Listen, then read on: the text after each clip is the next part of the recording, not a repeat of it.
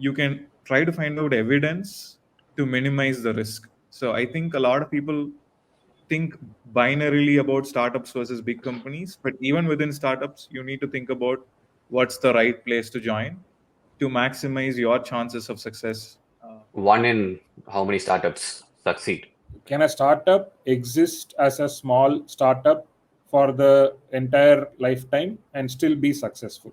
I don't think so. It's impossible to grow overnight unless you acquire and you have like all the money in the world. Like you can't like suddenly grow from like one founder or a group of founders to 10,000 employees.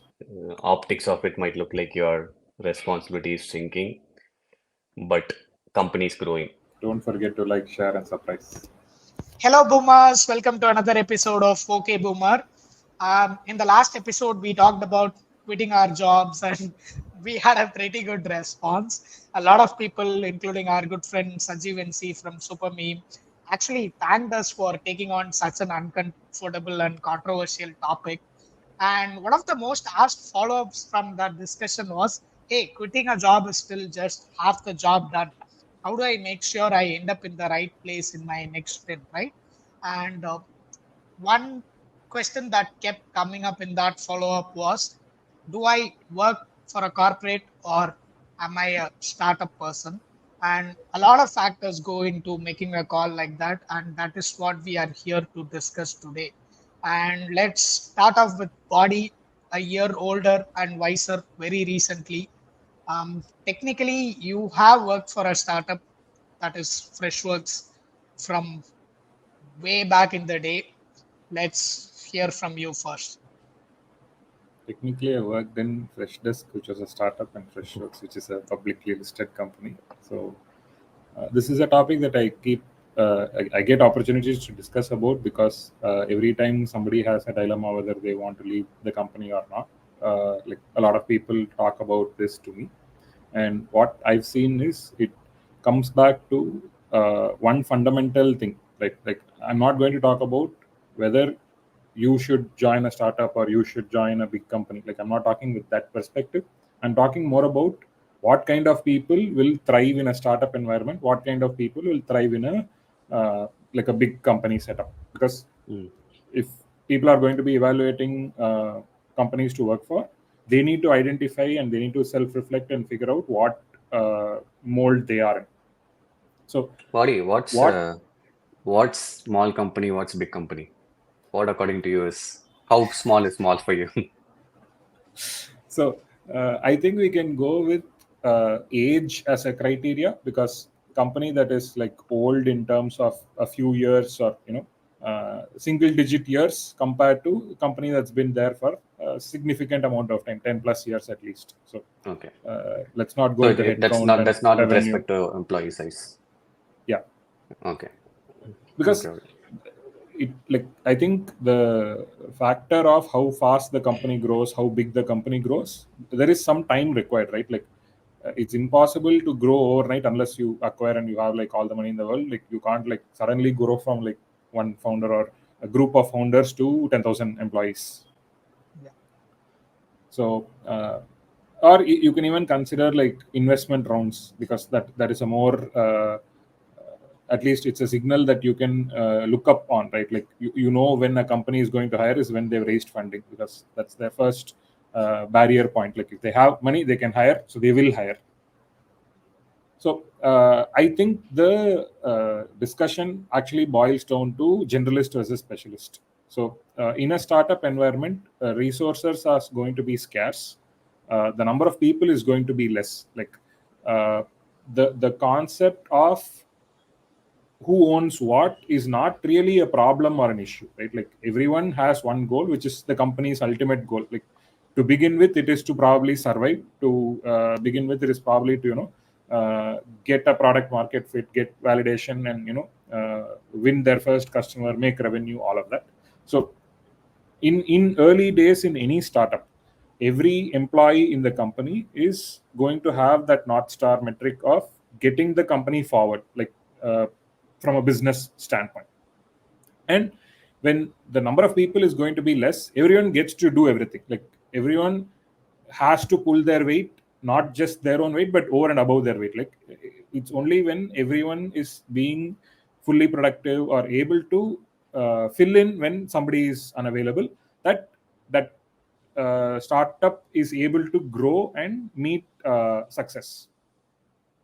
What happens in the natural progression, like in the evolution of things, is when a company grows beyond a certain point, uh, again, if it is positively growing, you get to see growth in different verticals. Like each teams begin to grow. Like when you have, I mean, in a startup you probably have one marketing person, one engineer, or one product person, like founding team member, right? And then they start growing into teams, because once they've identified what kind of work works or what kind of methodology works, they will have more people to replicate that and do that at large.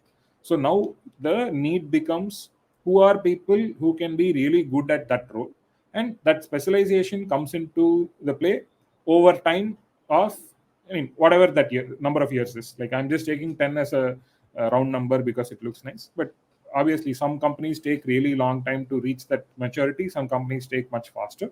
So I think the discussion that we can have today is going to be, again, there are obviously other points to it, but one strong point to it will be a generalist versus a specialist mindset. Okay, okay. Uh, you covered, I think, pretty important aspect of approaching it from as an individual, from skill set and mindset perspective.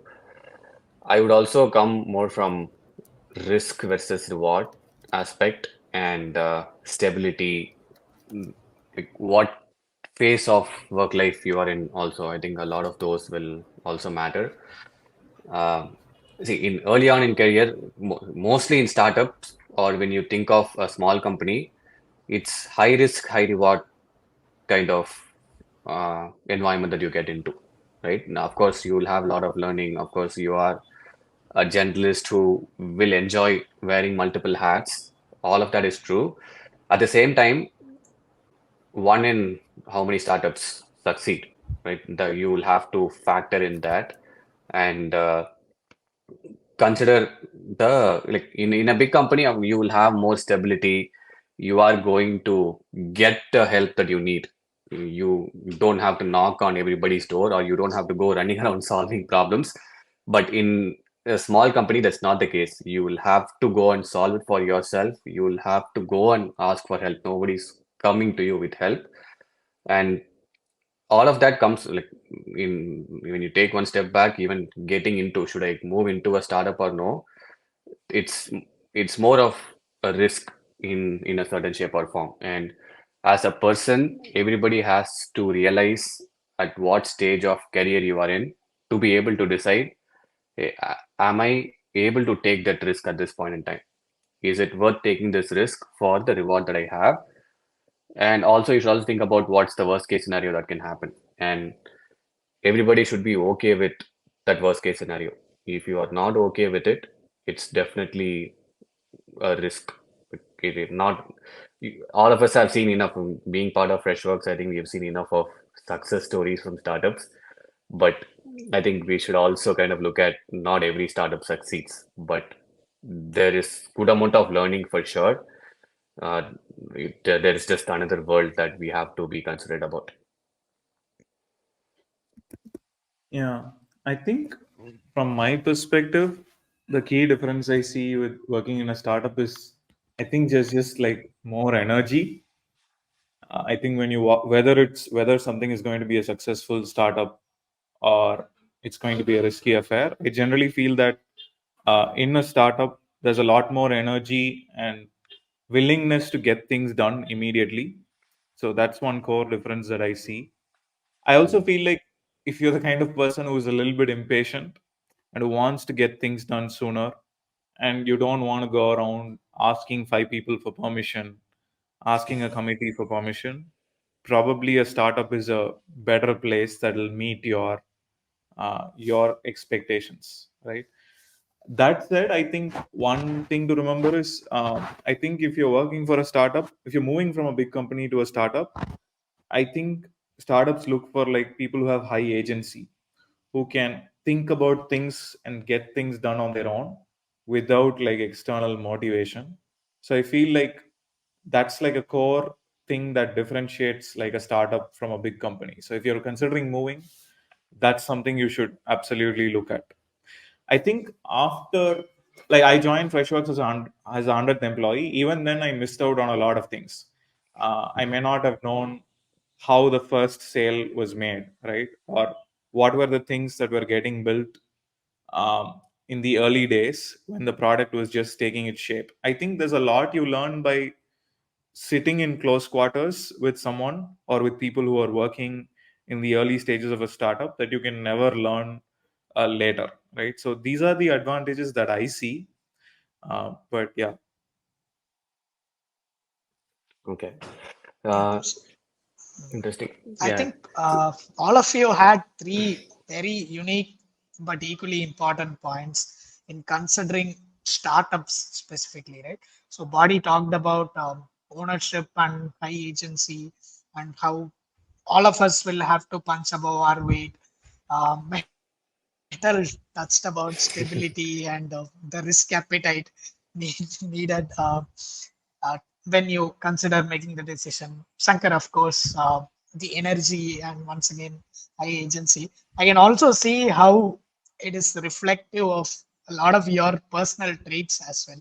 So this is exactly the outlook that you had before making that decision, right? So Shankar is a very good example of somebody who has moved from a corporate to a startup because it's bubbling with energy. It's at a phase where that's just a lot more exciting. And exciting might be slightly controversial, right? So it almost feels like a subtle dig at people, basically the three of us working in corporates.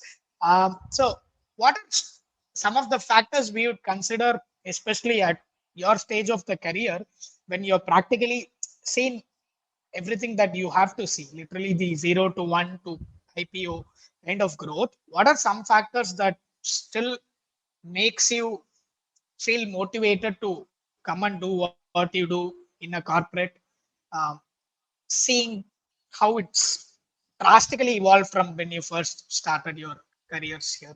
Okay. See, I can go first in the sense today's what we run behind is very, very, very different from, I would say, at least 5 years, 6 years back at Freshworks, right?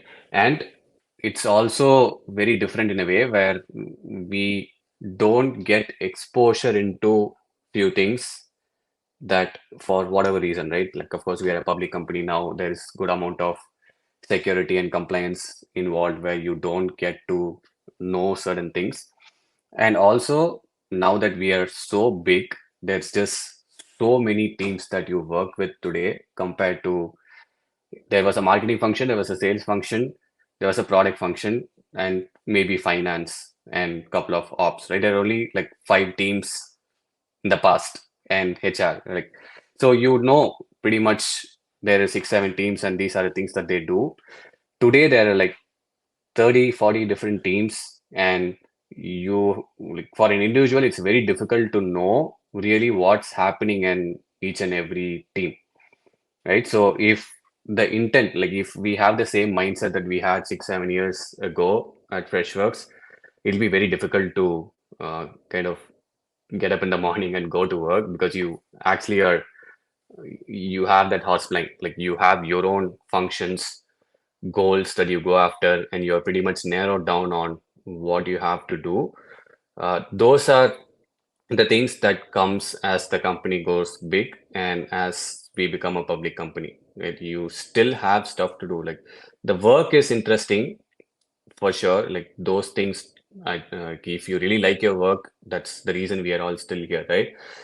The core of the work might not change much, but your exposure, your ownership, you will have a lot more dependencies and lot more people to convince than it was before. Those are the things that will come as the company gets big. And for someone who likes working for big companies for the stability that they would want, for the brand that they would want to have, like one of the things we can kind of touch upon is when you work for a bigger company, there is a brand that comes associated with it that doesn't come when you work for a startup. So we'll talk about it in some time. But for people who are in that mindset, who want that, I think they will be okay with this, and they should be okay with this. I have a point to add with what Ashwin said with respect to, as the company grows, your own goals become more important and so on, which is fairly true. And this is an argument that I've heard from a lot of people that, as the company is growing, that their responsibilities are shrinking, and, what they were able to do earlier, they are not able to do today, which I fundamentally disagree with. And that's probably the only way that I have, been able to reimagine my own career within the same company with similar roles and so on. So the analogy is like, when you're a small company, you get to do a lot of breadth work, which is, let's say you're doing 5 different things and you're able to do a certain level in all those 5 things. Let's say you're able to do like 2 levels in 5 things. 5 into 2 is still 10, right? Tomorrow when that grows, your breadth shrinks, but the expectation and the need is to for you to go deeper, right? So that 5 into 2, your 5 things may shrink and become 2, may become 1 also, but the need to go to 10 levels, to 20 levels, keeps increasing as the company grows. So if that 5 things shrinks to 1, but the level that you're going is up to 20, 1 into 20 is still greater than 5 into 2, right? So the complexity, the depth, the quantum of work that you do, and everything associated with it, the rewards, the learning, the brand, all of that increases proportionally. So I think that is one of the major uh, aspects which is under like, which is not very apparent, and a lot of people overlook it. They're unable to see it unless somebody points it out to them.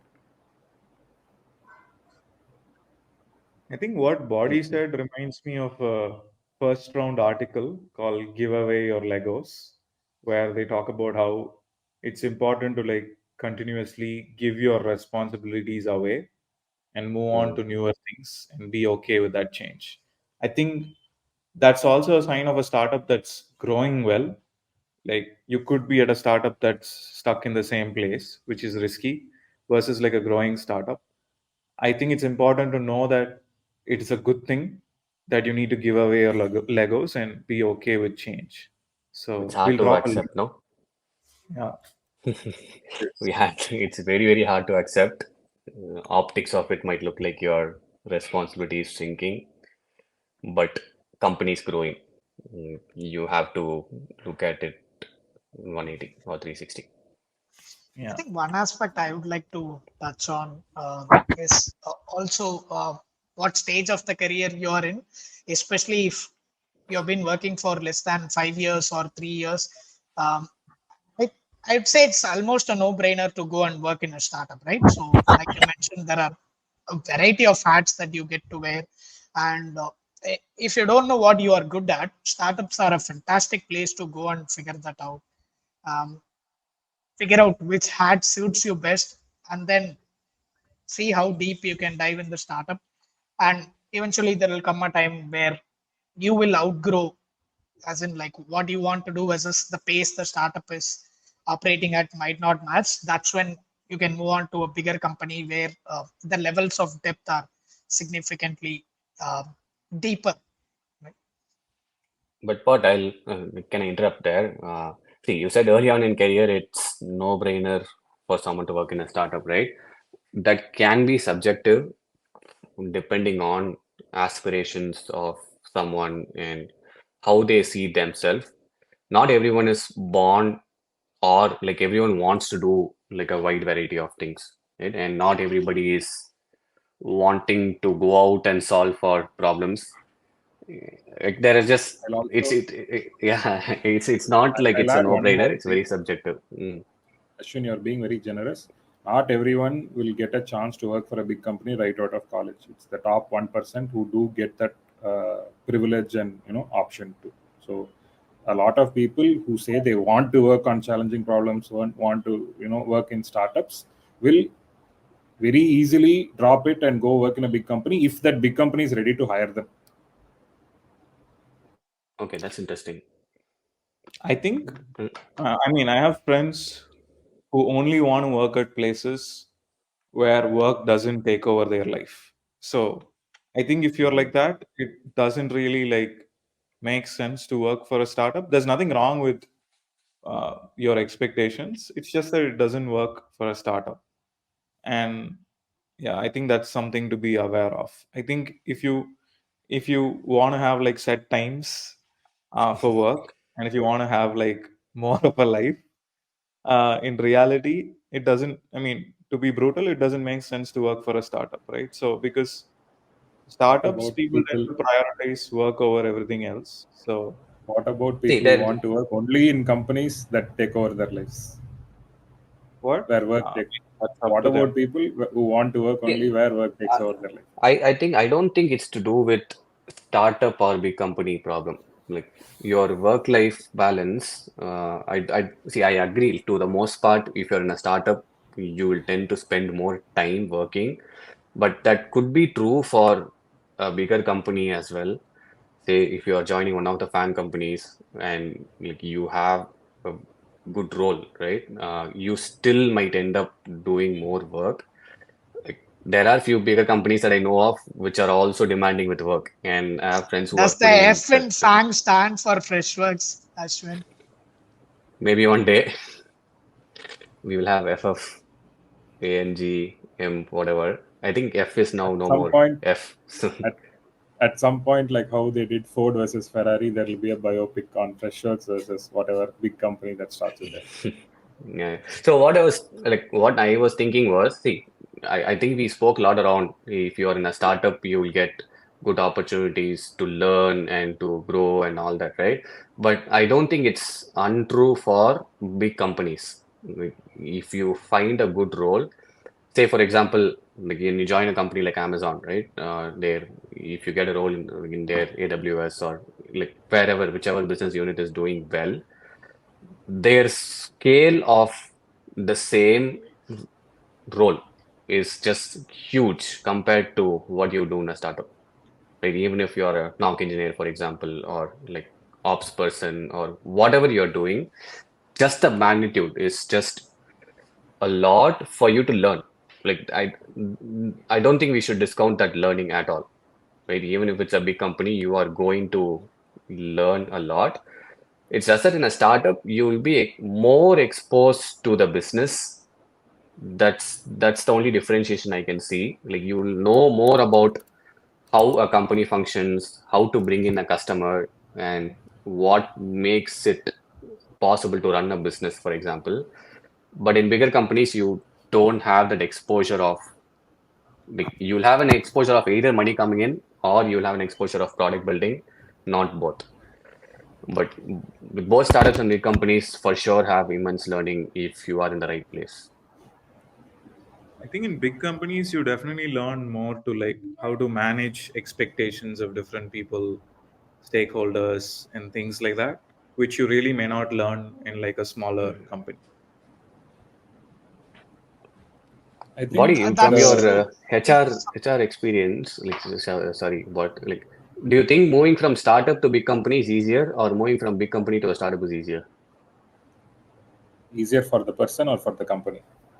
Person. I'll answer both. So it really depends on what kind of roles and what kind of startups, right? So moving from a big company to a startup is always going to be easy for the simple reason that startups want to hire people who've been there, done that, who've seen things that the startup hasn't, right? So when a company is growing beyond a certain scale, they want somebody who's seen that scale so that they can help the company grow, right? So the companies that are in like early stage want people who cross that stage. So the choice or like there is always going to be a need or there is a want to hire people who've been in bigger companies to startups. Going from startup to big company is probably going to be a little more challenging. It depends on how you are able to portray or how you are able to successfully demonstrate what you've done that will be of value to the larger company. Like there are certain startups which specialize in niche domains which the bigger company may not have any expertise in, right? So Hmm. I'm sure today, like Google or a Microsoft will happily hire people from OpenAI because they've done more depth work in their field than Google or Microsoft ever have. Okay. Then how should someone take their career path if joining big company is the aspiration? Like for example, Yeah. like if I want Manga's the career aspiration, So the I'll startup is flip not the making sense question for and me say now. this. No, I'll flip the question and say this, right? Like, can a startup exist as a small startup for the entire lifetime and still be successful? I don't think so, right? Like, for a company to be successful, it has to grow. Like, even if you join a startup, at some point it will become a big company. Like, whether you choose to stay in that company and grow big with it, or move companies and go to a bigger company, will determine how your career path is. But if you only want to work in small companies and stay small, isn't that very like, you're limiting yourself and you may not see growth beyond a certain point. Mm. I Okay. will also slightly tweak Ashwin's question and ask, see, people listening to this episode, primarily I see two audience. One is somebody working in a big company who's really frustrated. They feel like they're boxed in and want to consider a move to startups. And another is people working in startups who, in body's words, they don't have the privilege of working in a big company yet. What is one advice that you would give for these two sets of people?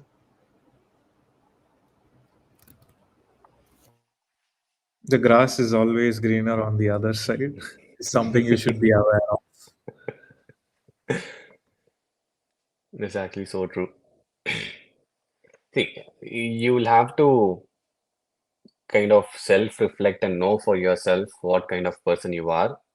And also, it's okay to have different aspiration in different phases of your career and life. Right? I think that's the point that what you spoke about initially, where early on in life, I think when your risk affordability is higher and you have the appetite to do more, like, hey, I'm okay to put my energy and thinking and everything 14, 16 hours. I don't mind working on a Saturday and I don't mind wearing multiple hats. I think startup is a good place to be in. Right? If you have that opportunity, you should definitely leverage. Early on is when you can. The startups also help you grow faster in your career, something that the big companies might not give you. So if someone wants to leverage that, stay with the startup. All the exercising the shares and everything might work out later. But at the same time, if you're someone who's in the mid of your career, like the three of us here, like 10, 15 years into your work, there are just other priorities in life eventually that will take over. And at times it's okay, like you don't have to be take the risk all the time. And if you're looking for stability, if you're looking for perks, well, at times just office cab is a good enough perk for someone to stay in a company, right? That most of the small companies might not give you.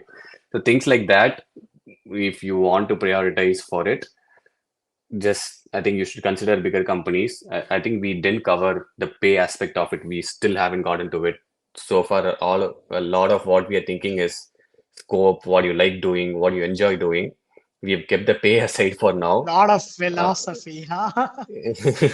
but ultimately, I think a lot of us will look at pay when you take a decision. But yeah, we still haven't gotten to that. Yeah, but you should personally be able to self-reflect and understand what stage and what phase are you in life and career. These two are two different worlds.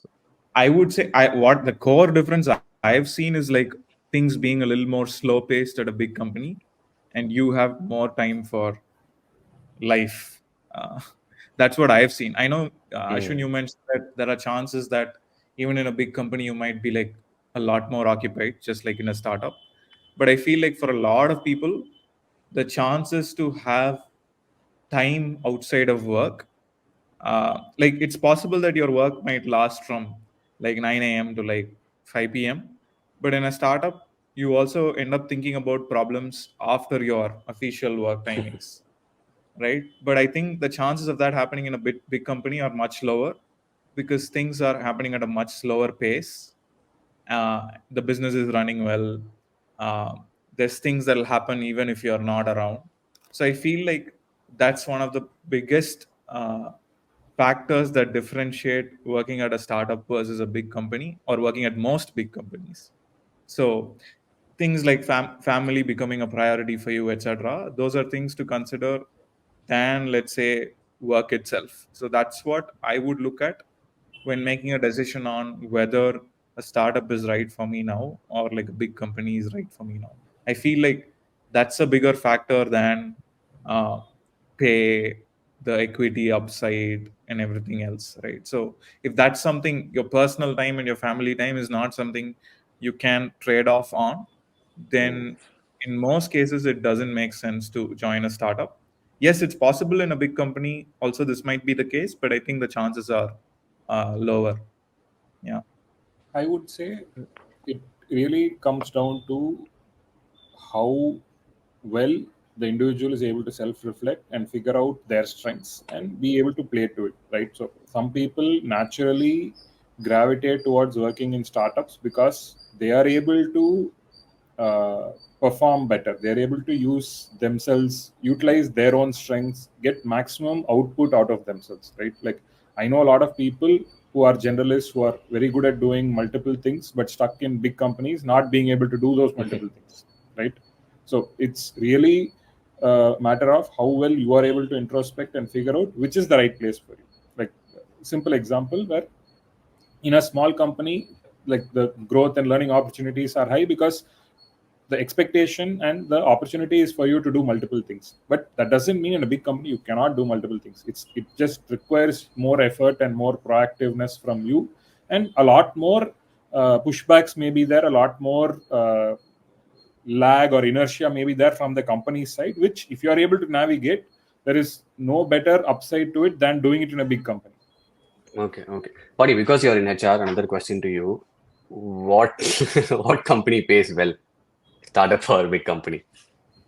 It really depends, right? So a lot of startups I've seen in the past have got a lot of funding and want to splurge, right? Like they are able to and they want to because they're optimizing for short term, and uh, it is also easier for startups to attract people with money because that's probably the only thing they have to offer because they've not established themselves. There's no brand, there's no credibility, and so on.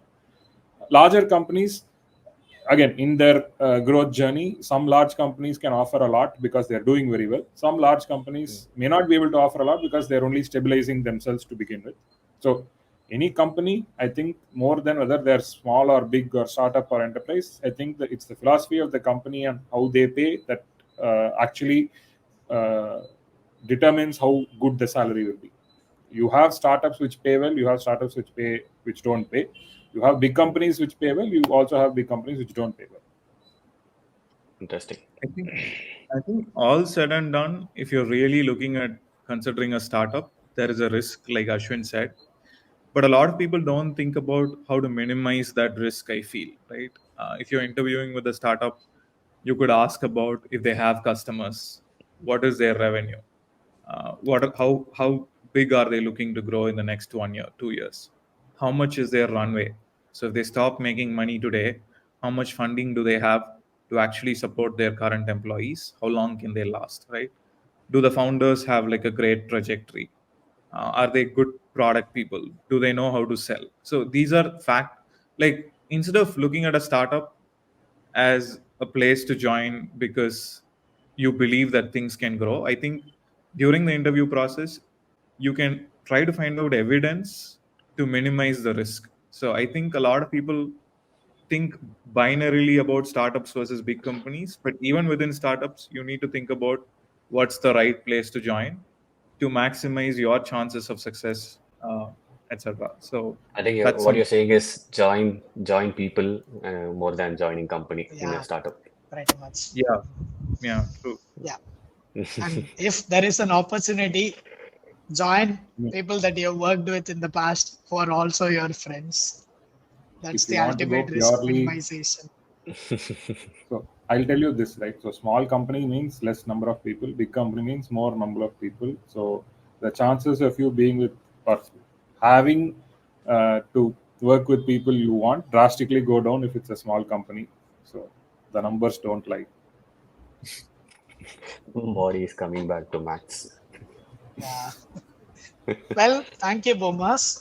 I think we covered a lot of ground, a lot of Probably our different longest episode factors. so far.